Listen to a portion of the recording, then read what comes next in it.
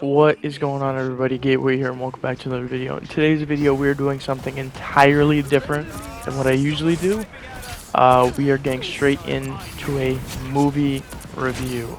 Now I'm going to try my absolute best to not spoil this for you guys who haven't seen the movie yet, but I'm going to give a spoiler review possibly in the future, who knows, but for now we have a non-spoiler review for you.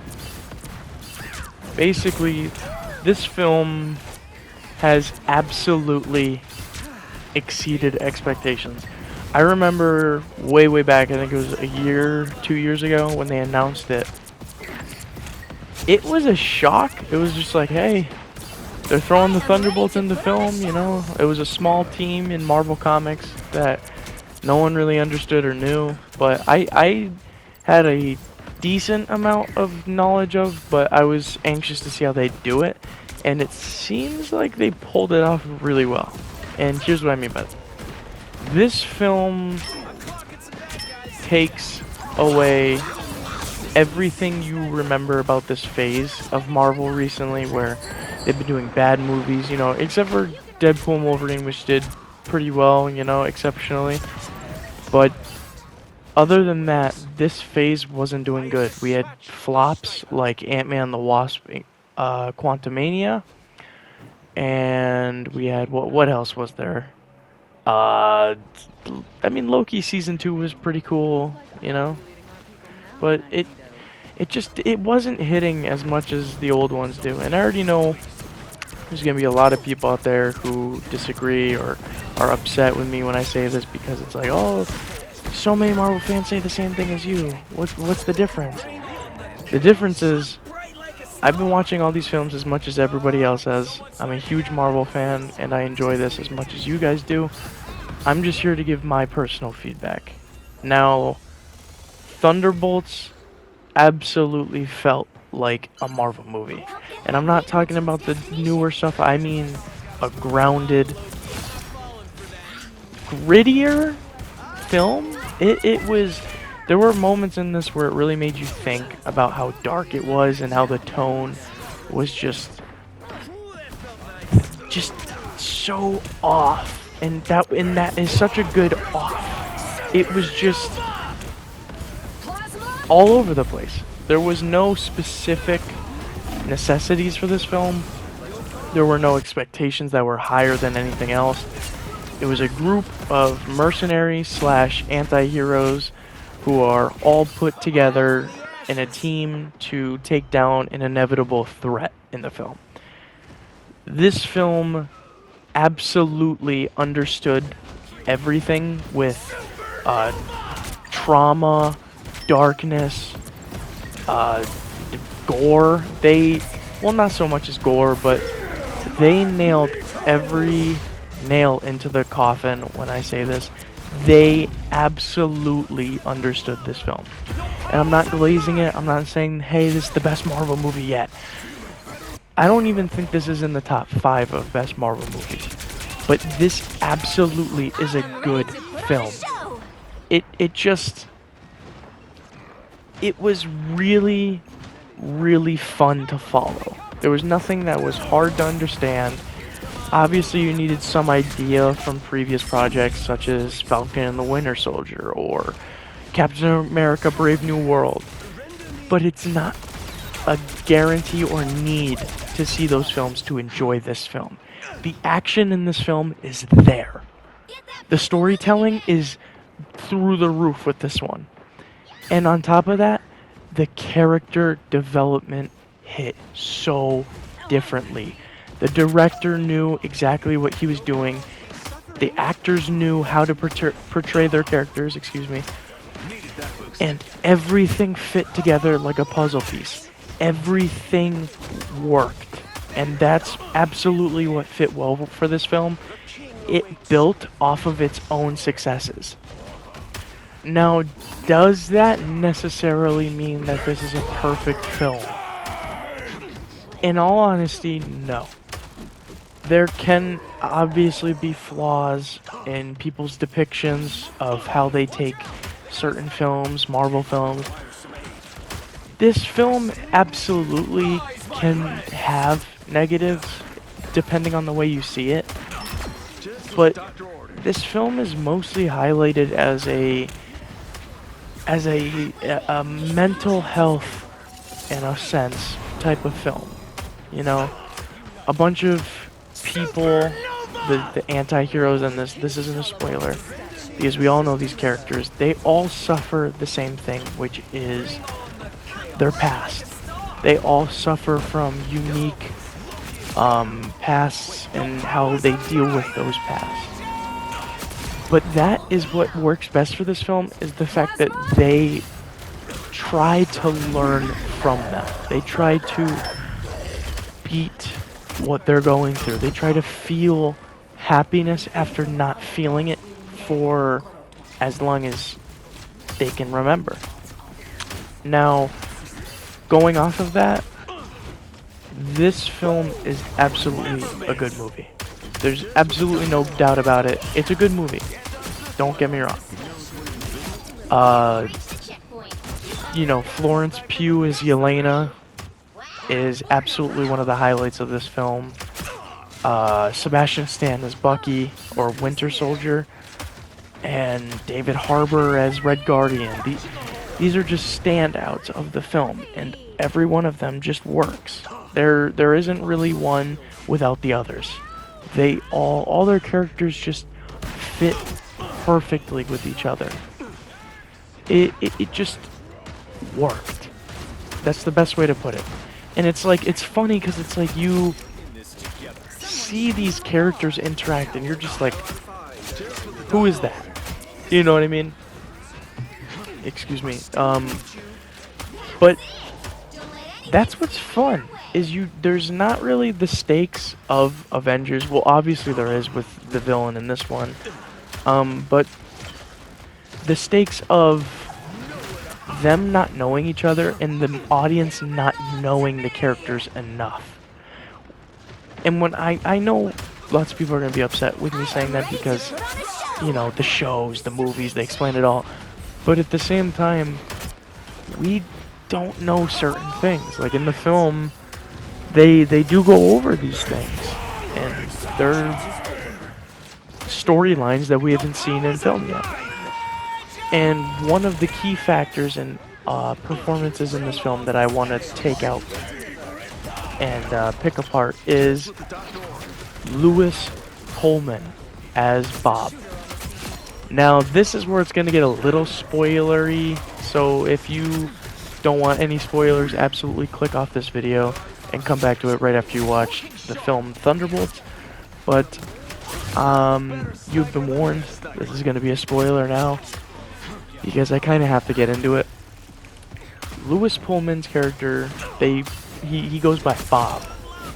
And throughout the film, Bob is portrayed as a civilian who is corrupted by his own mistakes, his own past, his own failures to himself.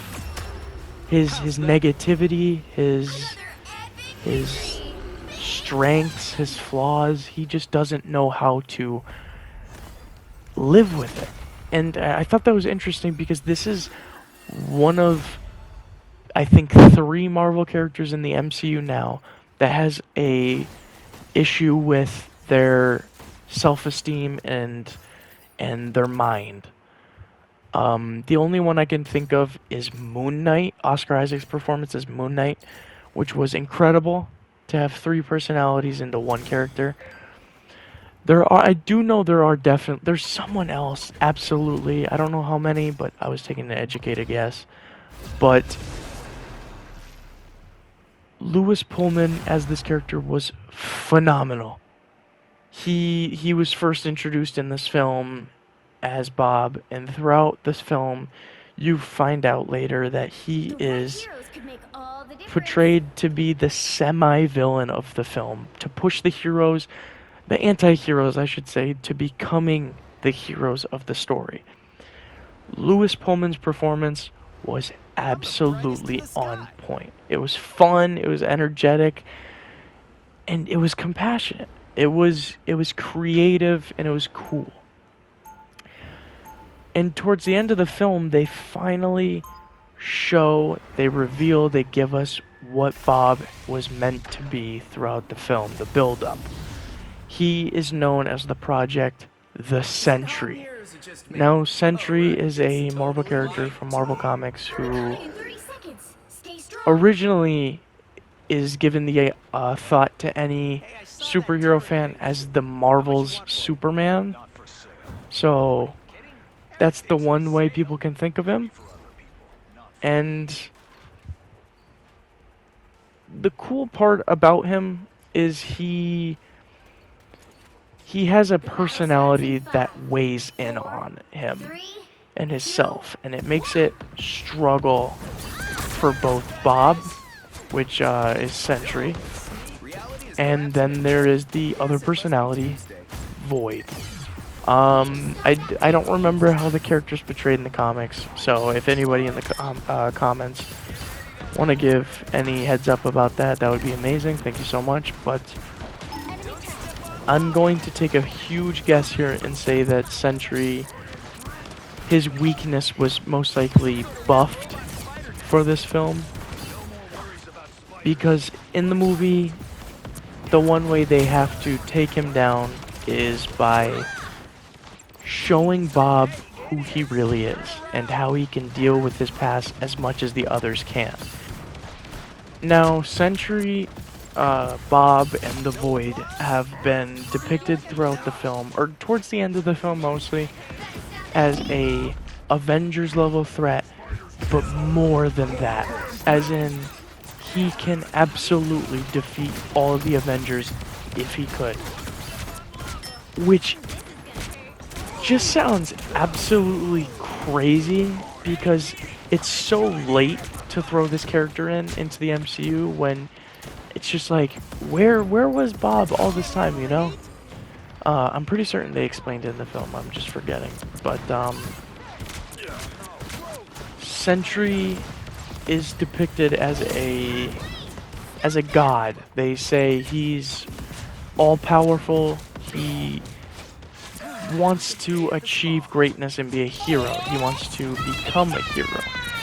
And one of the villains of the film, Val, she manipulates Sentry, and it was in such an interesting way, but at the same time, it was so quick. That's probably one of my negatives about the film is Sentry. I understand Bob, he was lost, he was misunderstood, but he was just helping and helped by the ThunderBolts team. But out of nowhere, he's gonna trust Val almost instantly. You know what I mean? Obviously, things took a turn for the worst for Val and her plan. She thought she was gonna succeed. She didn't. And the Void was gifted life, and he was created. He was... I'm gonna say the Void was probably one of the scariest threats in the Marvel Universe. I'm very intrigued to see... I'm not gonna talk about the end credits or anything, because they are major, but I'm gonna leave that out. Because I want to depict and take apart this film specifically. But I'm very intrigued to see Sentry in the future of Marvel, especially Avengers Doomsday coming up, because his character development is still to be developed, to be felt, to be seen, and I'm very, very excited to see that. And Bob as a whole is a very interesting character, because it's like they don't give us much to go off of, but you do feel the sympathy. They show you how to feel towards the character, and I feel all the audiences can understand where he comes from with all the emptiness and all the void, as he said in the film. It's a matter of how it's a story, basically. It's a story in a story of how people can treat that emptiness and feel fulfilled, you know? And I thought that was a very deep and touching story and plot development throughout the film. And I enjoyed that a lot, because it was just like, These characters went through all of it in their stories, in the films, the TV shows, the comics, and now they're learning to understand it and how to live with them, and how to work together as a team to build on that hope. But yeah, Thunderbolts is an excellent film. It's a great movie. If you haven't seen it yet, I absolutely guarantee a good film if you want to go see it and check it out in theaters now. Thunderbolts came out May 2nd, I believe. And as of this recording, it's May 5th. And I'm gonna definitely give this film a solid 7.5, 7.6 out of 10. This film was good. It was fun. It was entertaining. Maybe I'd give it an 8.